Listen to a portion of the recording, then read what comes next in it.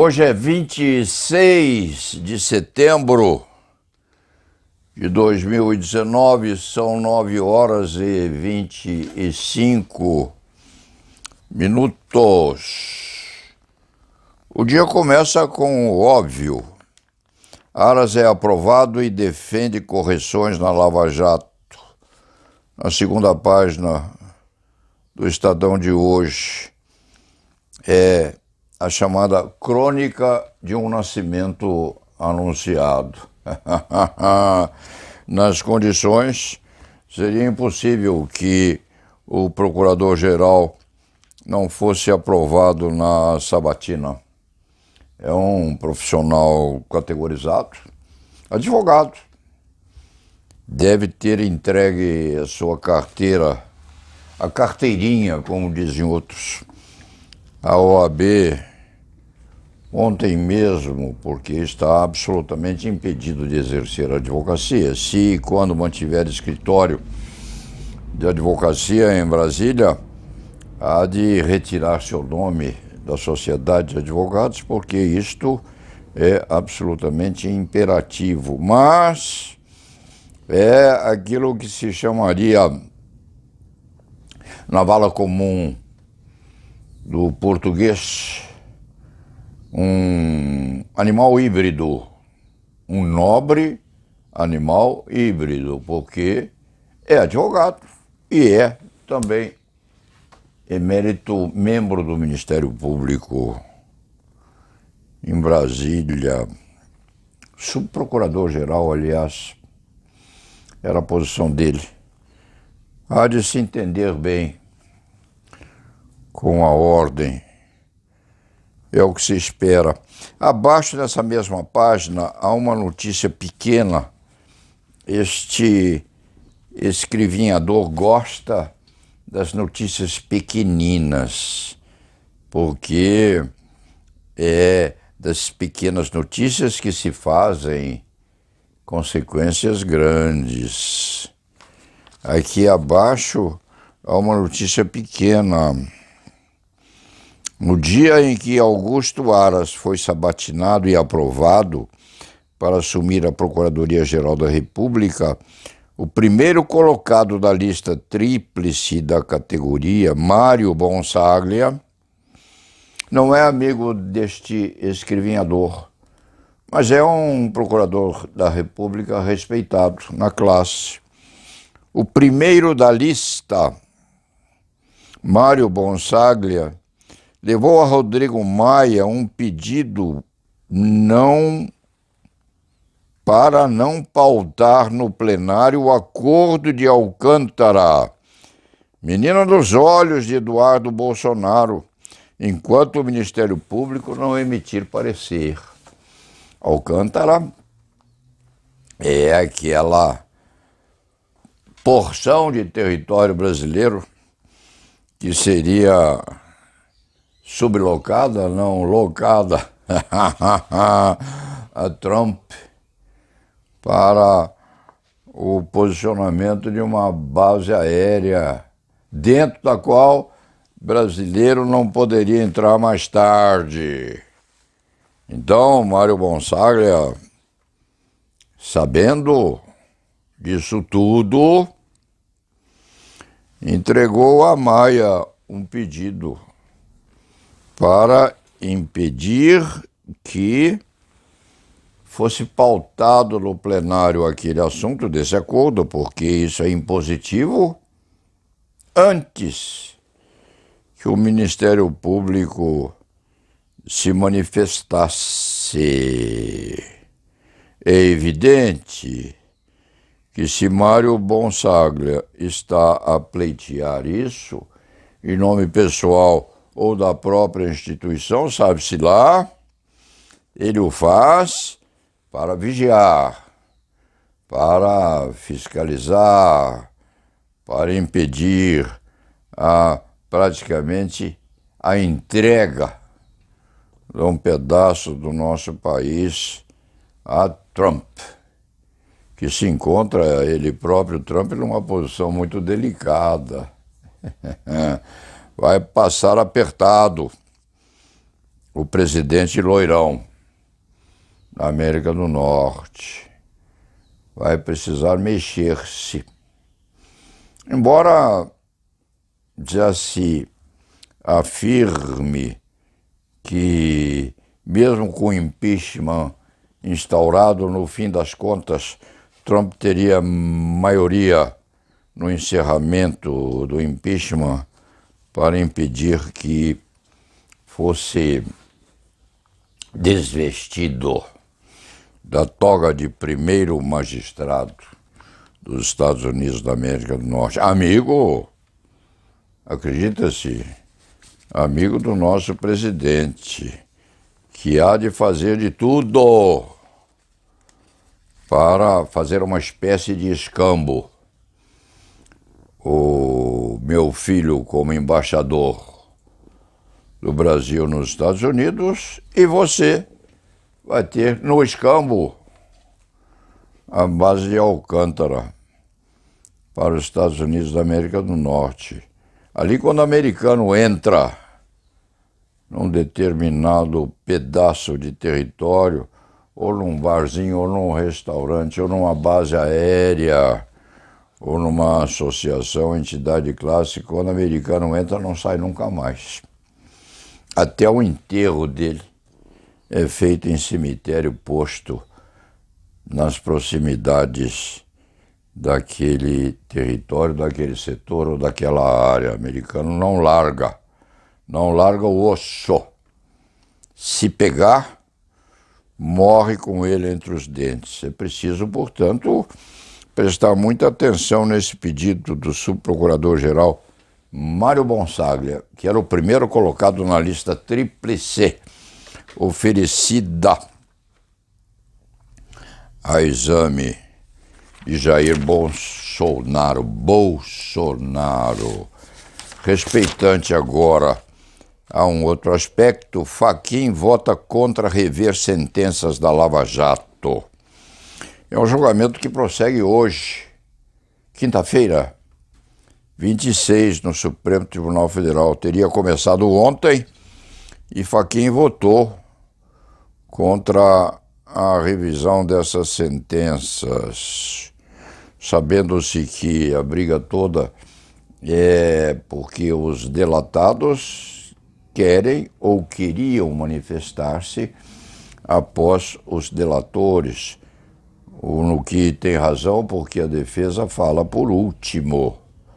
Nessas hipóteses, impossível fazer-se alegação final sem que se conheça a versão dada por um acusador. E, na verdade, o corréu delator é um acusador.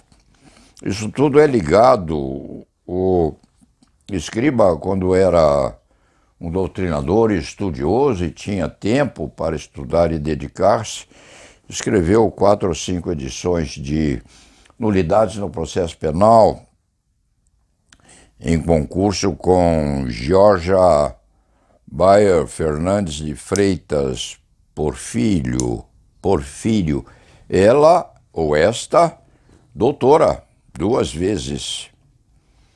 E este, o muito antigo alabardeiro da advocacia criminal. Este um rábula, ela doutora e, portanto, dando respeitabilidade dogmática ao livro. E naquele livro eles afirmavam que tudo dizia com prejuízo. Em outros termos, com muita probabilidade, o Supremo vai relativizar essa concessão ou essa invalidação nas circunstâncias. Ou seja, quem reclamou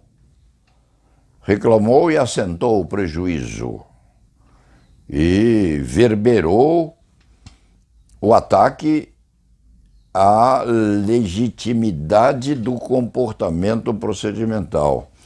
Quem ficou calado e ofereceu as alegações sem um pio tinha ou teria aquela eventual nulidade devidamente sanada. Isso é uma das formas pelas quais se antecipa que a Suprema Corte vai administrar esse problema que, se for aplicado na plenitude, vai beneficiar cento e poucos processados, um meio escândalo, inclusive, na Lava Jato.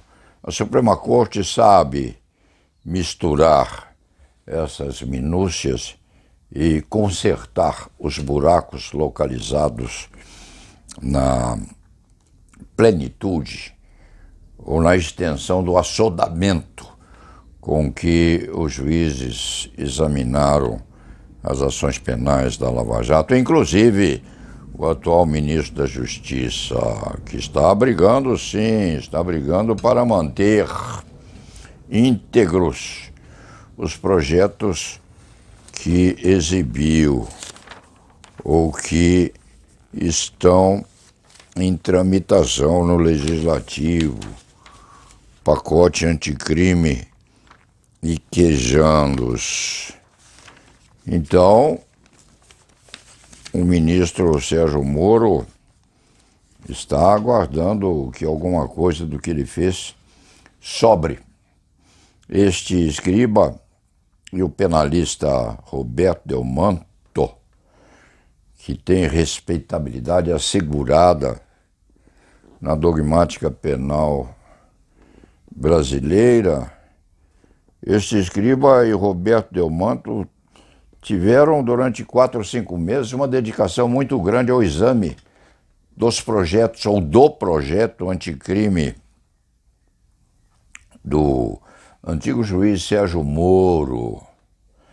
Devotaram-se a tanto, fizeram imprimir ou fizeram materializar-se um número de 400 ou 400 e poucos disquetes contendo 8 debates durante esses 4, 5 meses, entre os dois, entre Roberto Delmanto, com a sua cultura penal procedimental, inclusive, muito bem cimentada, e este escriba, que de pós-graduação só tem 62 anos de advocacia criminal diuturna.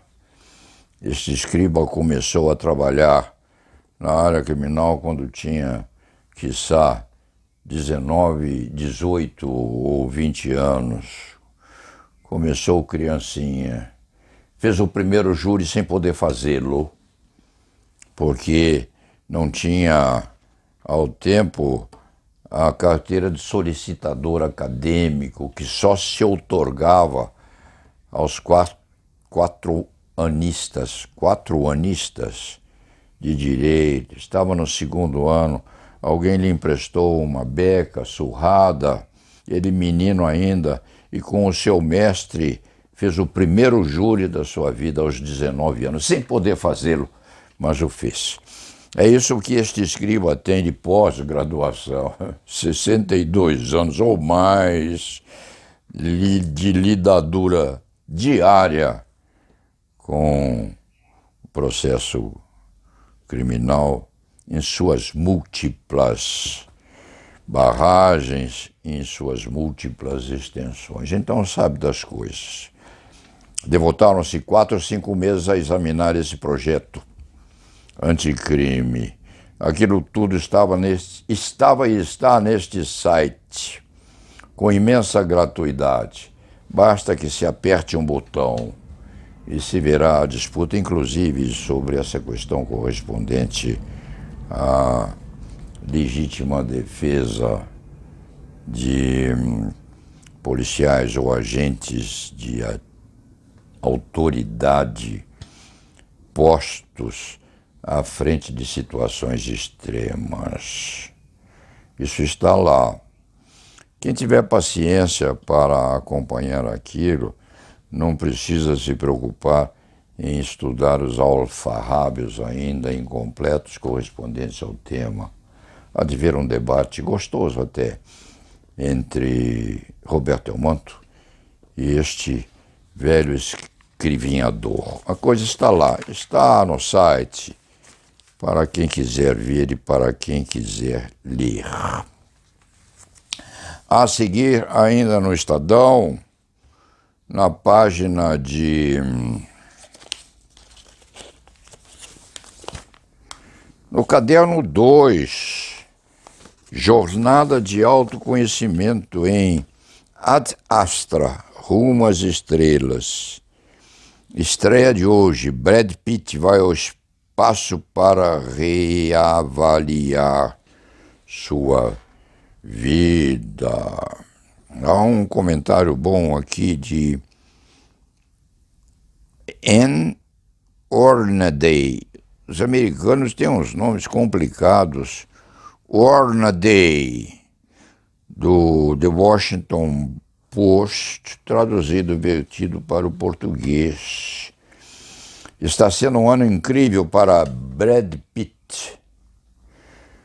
Na verdade, o que se diz nessa exposição, nessa crônica vertida para o português, é que Brad Pitt está aproveitando o filme para fazer uma reanálise da sua vida, inclusive da sua masculinidade antecedentemente fixada de maneira clássica na relação com a paternidade. Um parágrafo complicado para significar que Brad Pitt está sendo provocado pelas transformações ou mutações da análise dos comportamentos masculinos nos tempos presentes. E esse filme, Ad Astra, Rumo às Estrelas, tem também uma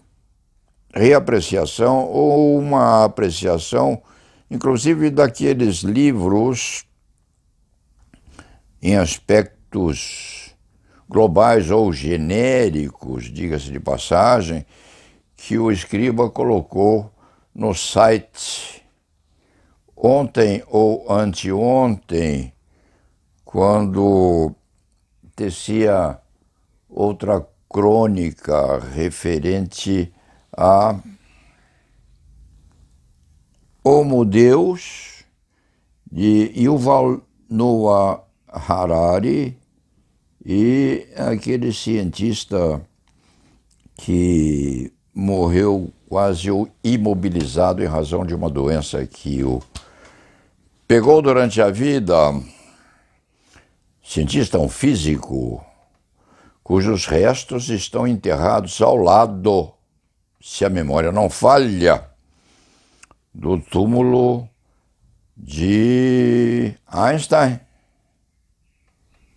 Se a memória não o deixa abandonado, os restos desse cientista foram postos ao lado dos restos de Einstein. E lá estão esses livros. Inclusive, esse cientista, esse físico extraordinário, Stephen Hawking, Stephen Hawking, Universo numa Casca de Nós e outros.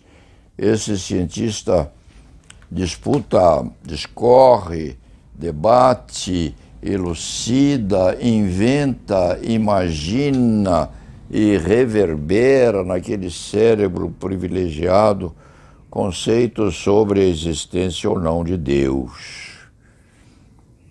O nascimento do universo. Poderia o universo ter sido produzido espontaneamente, vindo ou advindo do zero absoluto, ou seja, do nada, ou alguém, ou alguma criatura sagrada teria numa gesticulação só provocado o nascimento de centenas de milhares de estrelas em plena expansão, também rumo ao infinito.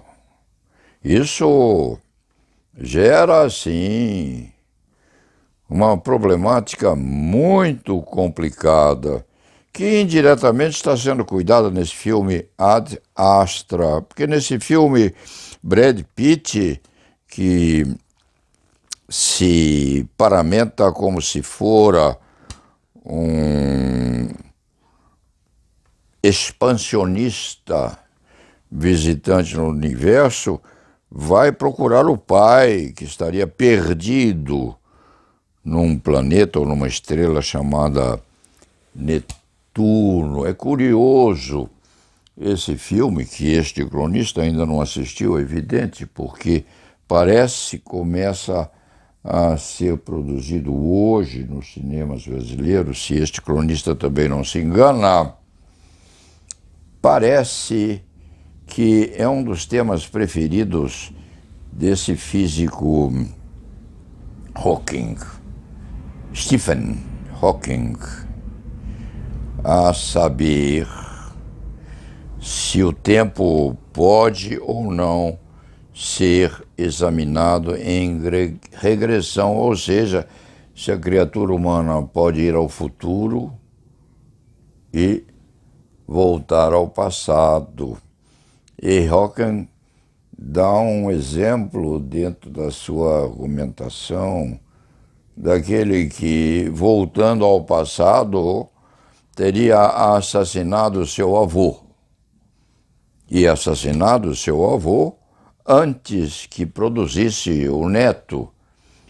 E diz o físico que é irônico a sua moda enquanto movimenta o computador com a bochecha. Stephen movimentava o teclado do seu computador com a bochecha, porque a sua movimentação era absolutamente impedida à medida em que a sua doença neurológica avançava. E diz Stephen, como o neto poderia voltar do futuro se antes, no passado, tivesse assassinado seu avô antes que produzisse, evidentemente, o pai daquele retornador das próximas esferas do futuramento. É realmente um filme a ser examinado. Brad Pitt faz aí alguma referência à sua masculinidade clássica quando adolescente, educado pelo pai da forma tradicional e agora precisando reverberar a consciência a fim de saber qual é o limite ou qual seria a extensão da sua masculinidade, hoje amadurecido como um loiro que fez Ulisses, que fez aquele filme em que conquista a mulher de Menelau. Se este escriturário do direito penal estiver errado, por favor, alguém o corrija. Menelau era rei e tinha uma linda mulher. E Brad Pitt, personificando aquele guerreiro espadaúdo, se apaixona pela mesma, parece que a subtrai, a sequestra e a leva consigo. E se dá então aquela guerra entre Troia e Atenas. Qualquer coisa assemelhada assim ao cavalo de Troia, o pé daquele guerreiro atingido por uma seta, porque aquele pedaço do corpo daquele semideus não havia sido blindado. É saber os reflexos condicionados e condicionantes no raciocínio do ser humano são peculiaridades incríveis, são 82 bilhões de neurônios, no mínimo, a se comunicarem por meio das sinapses, e nessa reflexão, nesse condicionamento, nessa extensão de um raciocínio de uma parte à outra, de um dos 82 bilhões de neurônios que este escriba acredita que ainda tenha, vem a figura, a figura icônica dessa lesão no calcanhar de Aquiles. O calcanhar de Aquiles. Todos nós o temos. Todos nós temos uma parte do nosso ser, o nosso duplo eu, que é exposta à visitação de uma seta, de uma flecha, de um ferimento qualquer posto exatamente naquele local que não foi protegido contra as intempéries e contra os agressores. Todos nós temos. É cuidar desse pedacinho. Tem esse tipo de defeito o presidente da República. Qual é o prejuízo a somar o comportamento do presidente da República, que foi salvo milagrosamente? Salvo milagrosamente. Alguém foi bom com o presidente da República e está talvez a aconselhá-lo a ser mais moderado, a respeitar mais um pouco o seu semelhante, a ser menos odiento, menos agressivo e mais preocupado, sim, com aqueles que dependem da sua atenção especial, inclusive os nossos indígenas. Já se vê que o cronista começa a falar no Estadão, no Procurador-Geral da República, no Aras, que foi anunciado como nascido antes de o ser, porque seria fatalmente Procurador-Geral da República. Na visita que o Subprocurador-Geral Mário Bonsalha faz ao presidente da Câmara, avisando: cuidado, não pautem esse aluguel de Alcântara antes que o Ministério Público seja ouvido. Ou seja, antes que o novo Procurador-Geral da República seja ouvido, ou antes que algum membro diferenciado do Ministério Público seja escutado e assente o seu nihil obstat,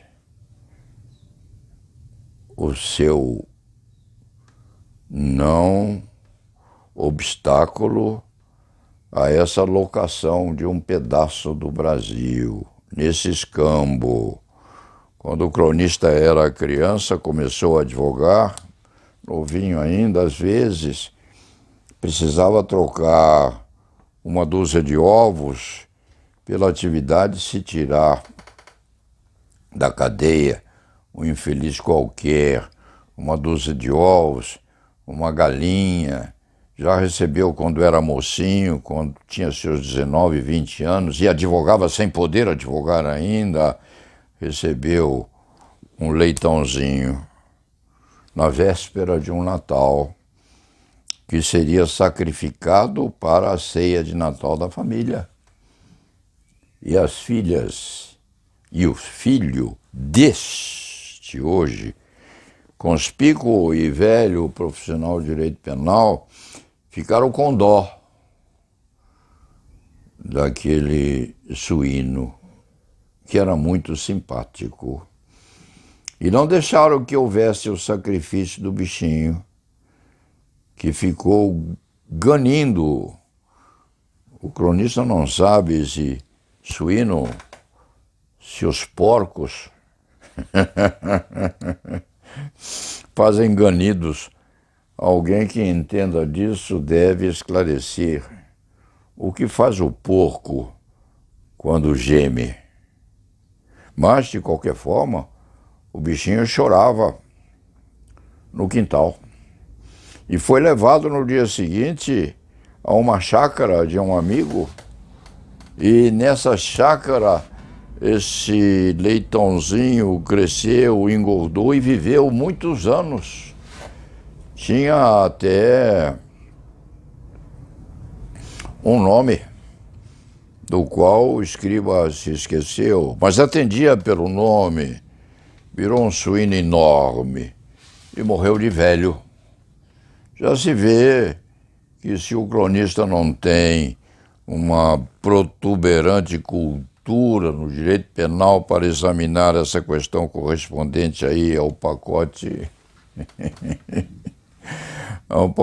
anticrime do ministro Sérgio Moro, tem bastante experiência no escambo.